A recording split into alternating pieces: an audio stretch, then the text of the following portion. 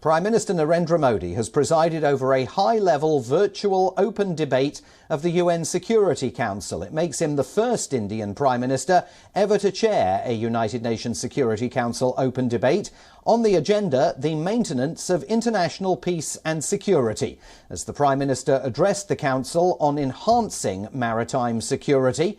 Listen in to what he had to say. Excellencies, समंदर हमारी साझा धरोहर है। हमारे समुद्री रास्ते इंटरनेशनल ट्रेड की लाइफलाइन है और सबसे बड़ी बात यही है कि ये समंदर हमारे प्लेनेट के भविष्य के लिए बहुत महत्वपूर्ण है। लेकिन हमारी इस साझा समुद्री धरोहर को आज कई प्रकार की चुनौतियों का सामना करना पड़ रहा है। पायरेसी और आतंकवाद के लिए समुद्री रास्तों का दुरुपयोग हो रहा है। इस मंथन को स्ट्रक्चर देने के लिए मैं आपके समक्ष 5 मूलभूत सिद्धांत रखना चाहूंगा। पहला सिद्धांत, हमें मैरीटाइम ट्रेड में बैरियर्स हटाने चाहिए। हम सभी की समृद्धि मैरीटाइम ट्रेड के सक्रिय फ्लो पर निर्भर है। इसमें आई अड़चनें पूरी वैश्विक अर्थव्यवस्था के लिए चुनौती हो सकती है। फ्री मैरीटाइम ट्रेड भारत की सभ्यता के साथ अनादि काल से जुड़ा हुआ है। हजारों वर्ष पहले सिंधु घाटी सभ्यता का लोथल बंदरगाह समुद्री व्यापार से जुड़ा हुआ था।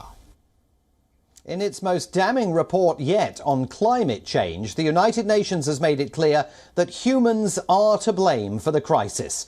The report says that it is too late to reverse some of the damage and the world must brace for more extreme weather events.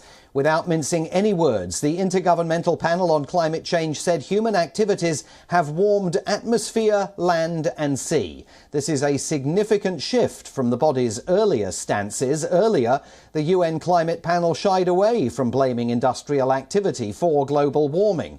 The latest report warns that temperatures will keep rising even after severe carbon emissions cuts. Extreme weather events will continue to take place, from flash floods to wildfires. Countries across the world will have to remain prepared. Studies show that severe heat waves have now become common. From once every 50 years, heat waves are now happening once in every 10.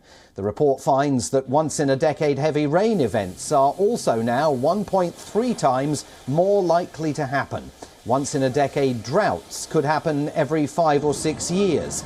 The report also warned that Arctic summers could soon be free of ice. The region is warming twice as rapidly as the global average, and the situation could turn grim by the year 2050. Sea levels will continue to rise. The trend may last for thousands of years.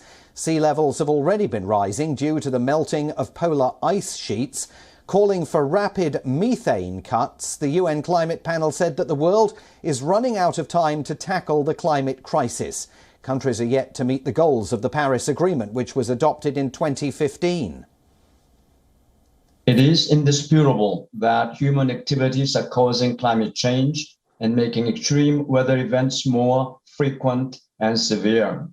Second, it shows that climate change is affecting every region on our planet. And lastly, it explains that strong, rapid, sustained reductions in carbon dioxide and other greenhouse gas emissions would be required to limit global warming. Well, reactions are pouring into this bombshell report. UN Chief Antonio Guterres said that there is irrefutable evidence now that greenhouse gas emissions are choking our planet and that billions of people are in danger. The European Union sounded more optimistic, saying that there is still time to prevent runaway climate change. It added that the world needs to act together and implement carbon net zero policies. Climate activist Greta Thunberg said that the report contained no real surprises, but only confirmed what scientists and activists like herself have been warning about. She added the world must make decisions based on scientific evidence to avoid the worst outcomes. Greenpeace said that it was time for governments to act, saying that the world cannot keep hitting the snooze button on action to prevent a climate catastrophe. Scientists can publish these reports, but ultimately the action has to be led by governments. The G20, which is the world's biggest countries, have a commitment now, must have a commitment now, to cut emissions in half by 2030. A lot of these big countries, China, as I said, Saudi Arabia, Russia, Australia, they have not yet put more ambitious plans on the table as they agreed to do at Paris. They must now do this, and they must do this urgently. So it's code red for humanity right now, but a doomsday scenario could be averted with policy changes. The report lists 5 possible scenarios for the future, each depending on a variety of choices that will determine the future of humanity.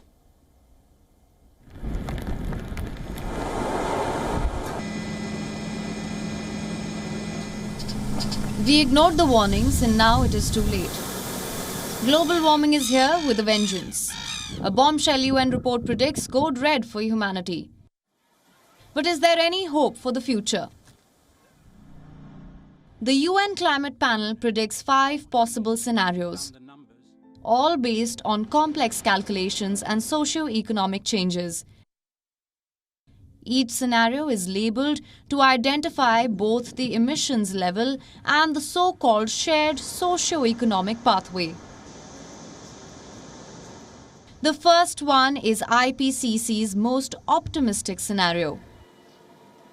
It describes a world where global carbon dioxide emissions are cut to net zero by 2050. Societies switch to more sustainable practices and inequality falls. While extreme weather is still more common, the world has dodged the worst impacts of climate change. This is also the only scenario that meets the Paris Agreement's goal. The next best scenario is where global emissions are cut down severely, but not as fast as reaching net zero after 2050. It imagines the same socio-economic shifts as the first one, but temperatures stabilize around 1.8 degrees Celsius higher. While the first 2 are slightly utopian in nature, the third one is a middle-of-the-road scenario. Carbon dioxide emissions hover around the same levels before falling, but they do not reach net zero by 2100. Socio-economic factors also follow their historic trends with no notable shifts.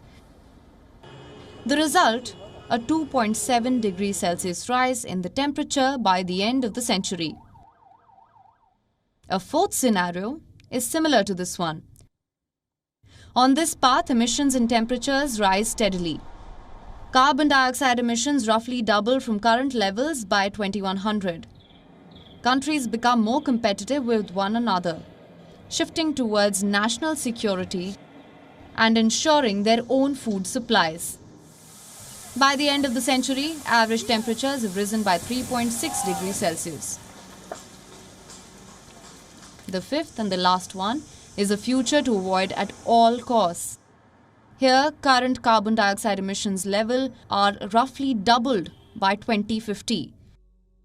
The global economy grows quickly, but this growth is fueled by exploiting fossil fuels. By 2100, the average global temperature is a scorching 4.4 degrees Celsius. The climate report cannot tell us which scenario is most likely. This will be decided by a variety of factors, including government policies. But it does show how choices today will affect the future. In every scenario, warming will continue for at least a few decades. Sea levels will continue rising, and the Arctic could be free of sea ice in the next 30 years. But the trajectory of climate chaos on this earth depends on the path that the world chooses for itself. Bureau Report WION World is One. Afghanistan has witnessed a 72-hour blitzkrieg as the Taliban presses ahead with a northern offensive. Cities are falling now like dominoes, with 6 provincial capitals under the Taliban's control. On your screens is a map of the provincial capitals that the Taliban now holds. It includes Shurbagan, Zaranj, Kunduz, Saripul, Talakan and Aibak, which is the latest capital to fall.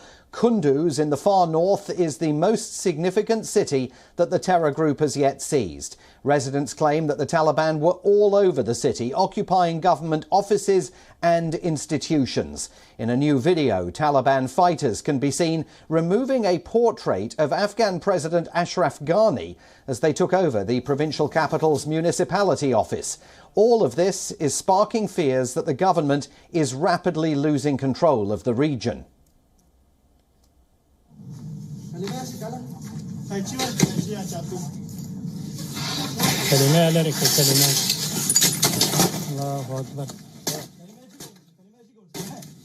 The enemy attacks in Kunduz, Shurbagan, Samangan and Saripul provinces are ongoing. The security forces have had resistance and advances in Kunduz and other cities. The enemy has suffered big losses. After coming under pressure, the enemy is now moving towards Mazar and Pule Khumri cities. But unfortunately, the security belts in Mazar are strong and the enemy has suffered casualties. Well, the next city on the Taliban's wish list is Mazar-e-Sharif. It is the 4th largest city in Afghanistan, famous for its rich cultural heritage, home to the iconic Blue Mosque. Here's a map of Afghanistan. As you can see, the provinces around it have fallen to the Taliban. So the fall of Mazar-e-Sharif, if it comes anytime soon, is not unlikely. The loss of the city would signal the collapse of Kabul's control of the north, fueling fresh questions about the future of the Afghan government. But Mazar's longtime strongman, Atta Mohammed Noor, is vowing to fight till the end. He says there will be resistance until the last drop of blood. President Ashraf Ghani also met with political and resistance leaders, expediting efforts to mobilize, equip and strengthen public uprising forces. But even as the Taliban pressed ahead in the north, fighting also raged in the south of the country. Afghan forces have been locked in heavy street-to-street combat as the Taliban tries to take over Kandahar and Lashkargah, both cities with Pashtun majorities from where the Taliban draws their strength.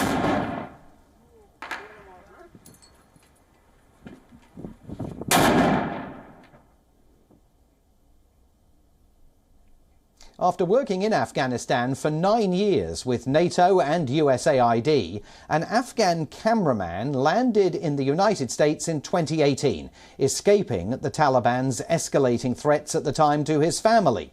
Now settled in Virginia, Zalmi earns his living as an Uber driver, but he has not given up on his dream once again of working in the video industry.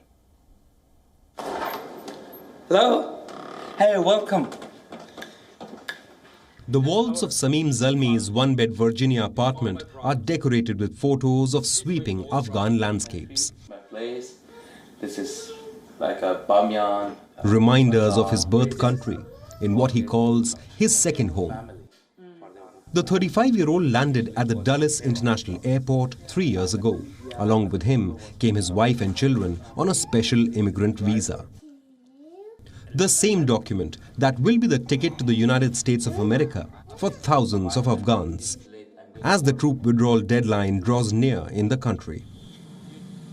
Over 200 Afghans and their families arrived at the Dulles last week, the vanguard for a US push to evacuate thousands from the country. All of them worked for the United States in some capacity and now fear reprisal from the Taliban. It is a very familiar story for Sameem Zalmi, who worked as a cameraman for NATO and with US for around a decade. But as threats against his family escalated, the Afghan decided to apply for an SIV. In January 2018, I moved from Afghanistan to the United States. In the beginning, it was very hard to believe this is my second country, because My English was not really good.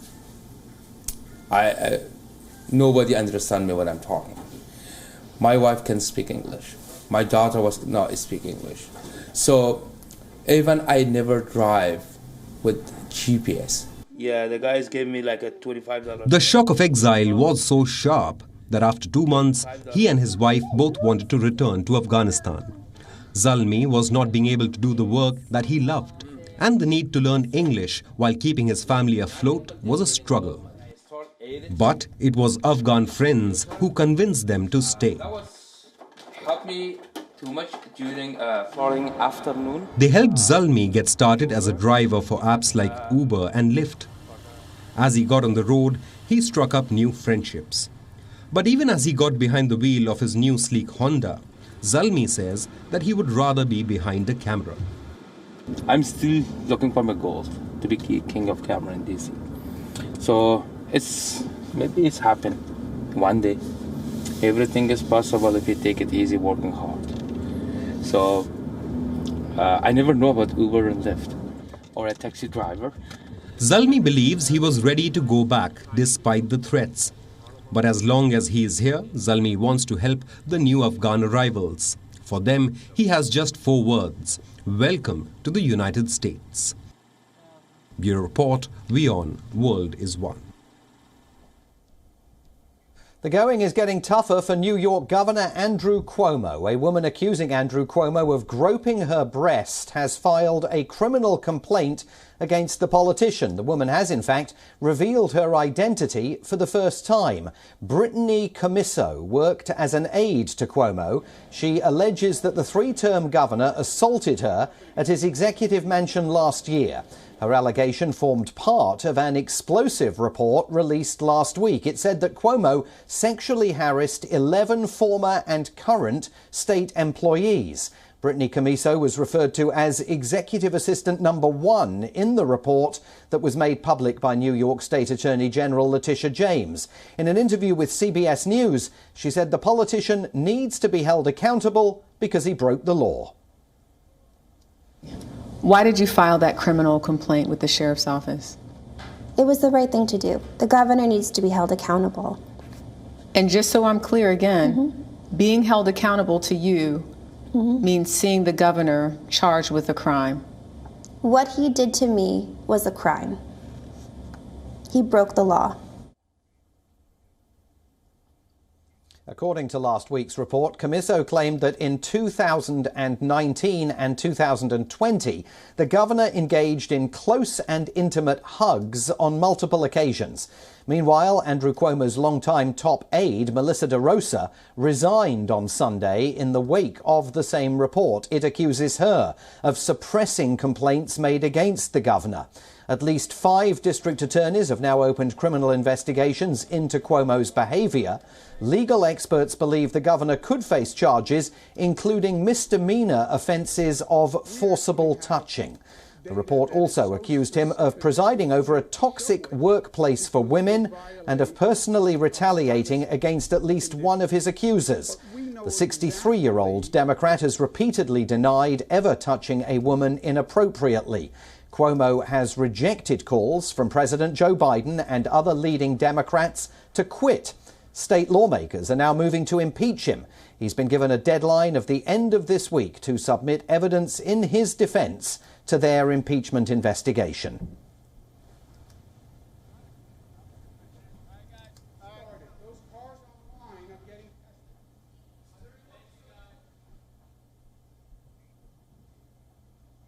The Chinese e-commerce giant Alibaba has fired a manager who allegedly sexually assaulted a female employee.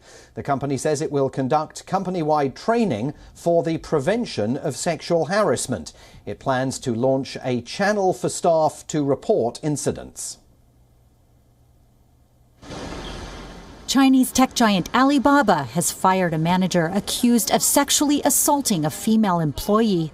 That's according to a memo by Chief Executive Daniel Zhang, seen by Reuters. The company is already under pressure from a regulatory crackdown.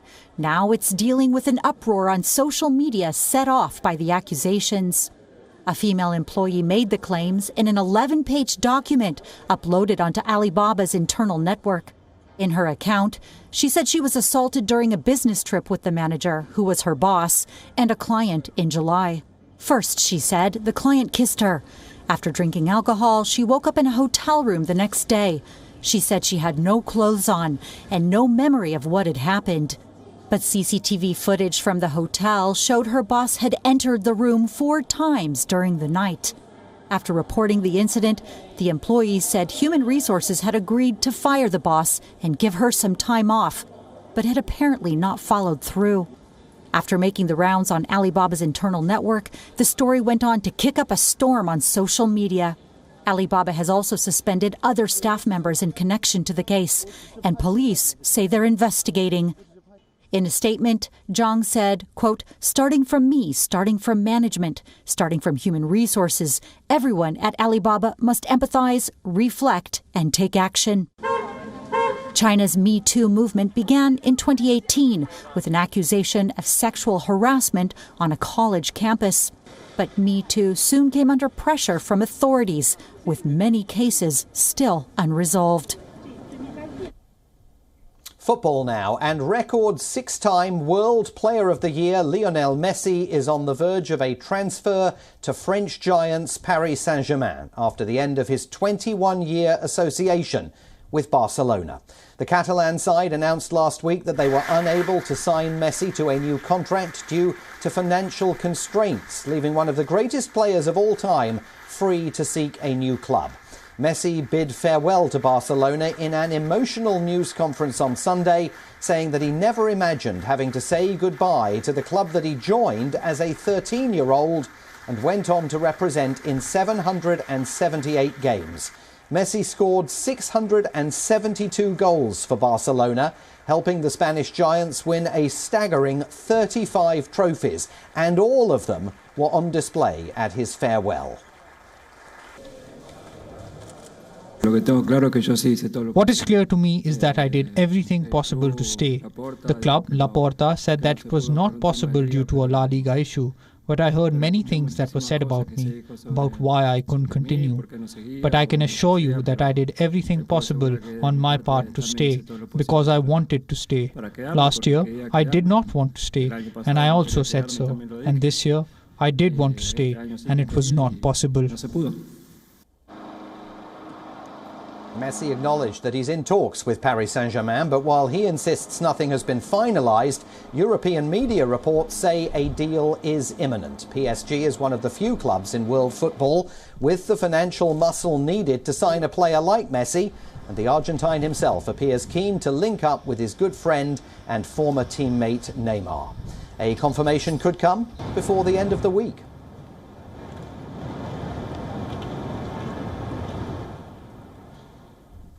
And that's all we have for you on today's WION Live broadcast. I'm Simon Marks in Washington. I'll see you again tomorrow, but stay connected with us for all your news updates right here on WION World is One.